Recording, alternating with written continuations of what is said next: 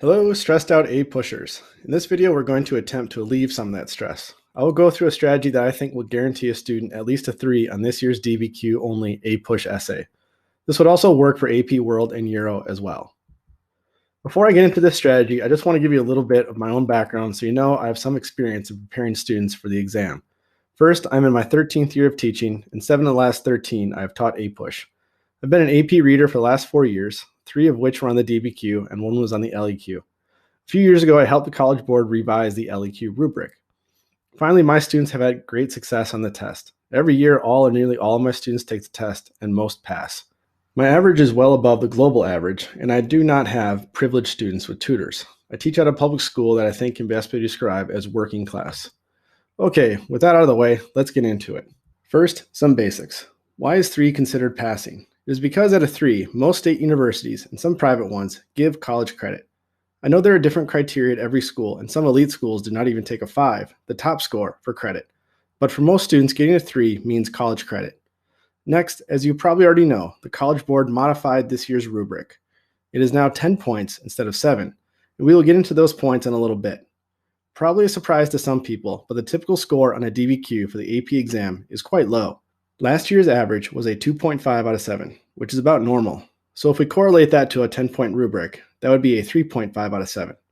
And usually, around half of all A-push test takers get a 3 or greater on the exam. So does that mean a 4 out of 10 will be a passing score? Maybe, but we definitely want to aim for higher than that. The number one thing to consider for this year's test is time. It is going to be difficult to flip back and forth on a screen between documents in either a separate Word doc or a Google Doc, or possibly your paper. So with the rubric and essay, we want to figure out how to maximize the amount of points we can receive for the amount of time given on the test. With only 45 minutes to write and 5 minutes to upload, it's not going to be possible for most test takers to analyze the prompt, sort through the docs, and write an amazing essay, plus upload it all within 50 minutes. So what points should we focus on to maximize our score? Let's now take a look at the points that would take up too much valuable time. The first point is an easy one to throw out, and that is complexity, also known as the unicorn point. Rarely is this ever awarded. On last year's test, only 0.3% got it. The second one, and it hurts me to say this because I love this point. I work on it all year with my students, but is now de-emphasized on the test. This is contextualization.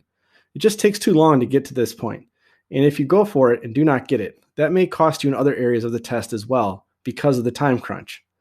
Lastly is the third document point, which is to use 4 out of the 5 documents that support the thesis. Instead of 4, just focus on 2 of the easiest docs to save time, and possibly a third as a backup, just in case you mess up one of the docs. Preferably the one non-text-based document. It will probably be a political cartoon or some data. So here are the points to focus on. Number 1 is the thesis, and second are the 2 docs that prove your thesis. Then the sourcing, also known as the hip points. Finally are the 2 pieces of outside evidence. I think all of those are the easiest points to pick up, and you should definitely have enough time for all of them. If you pick them up, that is a 7 out of 10, which will definitely be a 4. Even if you miss 2 or 3 of those points, it is still going to be a 3. Okay, let's move on to writing the essay. First thing you should do is read and reread the prompt. Identify exactly what it is asking and what you need to say to answer it. I'll make another video in the near future with my tips for writing a thesis. That is not complicated and will get you the thesis point. Next, look over the docs and identify the easiest. Analyze those, find the main point, and I like purpose the best for a hip point. I think is the easiest for a writer to add and connect to the thesis, and is the easiest for an AP reader to identify and give the sourcing point. If the document has a different easily identifiable hip, it's fine to go with that as well. Okay, how should it be structured? First thing is you have to clearly space out paragraphs. Put in a space and indent between paragraphs. One of the biggest problems in which kids do not pick up points they could have easily earned is a poorly organized essay with no clear intro or body. Okay, then it should go like this. Thesis in the first paragraph. Don't worry about context, just a clear thesis. Next, body paragraph number 1. Using one doc, show how it proves the thesis and the hip. Next body paragraph number 2. That should use the second document and again, show how it proves the thesis and the hip. Then clearly show your outside evidence with 2 mini paragraphs that discuss the evidence and link it back to the thesis. Finally, if time, write a conclusion that goes back over your thesis in more detail. There have been many times in the past years as a reader I gave thesis points for the conclusion because the thesis in the beginning of the essay was too vague. Okay, let's take a brief look at the example I provided that is also in the video information below. First page is the Prewriting Activities.